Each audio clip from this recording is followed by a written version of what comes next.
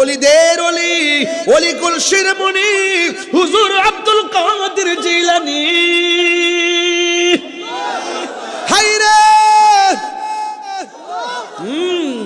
এবার আব্দুল কাদের জিলানী ভূমিষ্ঠ হওয়ার পর কিছু কিছু সময় যখন হাঁটা শিখে গেলেন, তিনি যেই জায়গায় যেতেন মানুষ ভরে যেতেন। আবার একটা মজলিসে গেলে কে জানে বলতো আপনার রাস্তা ক্লিয়ার করে দেন, আব্দুল কাদের জিলানী আসতেছে। এখন উপস্থিত মানুষগুলা বলতো ইয়া আব্দুল কাদের। আমরা 20 জন এখানে দাঁড়িয়ে আছি কিংবা বসে আছি, আপনি একা আসছেন, আপনার সঙ্গে সফরের সঙ্গী দেখি নাই। আমরা কে যেন বলছে রাস্তা ক্লিয়ার করে দেন, লোকটা কেডা?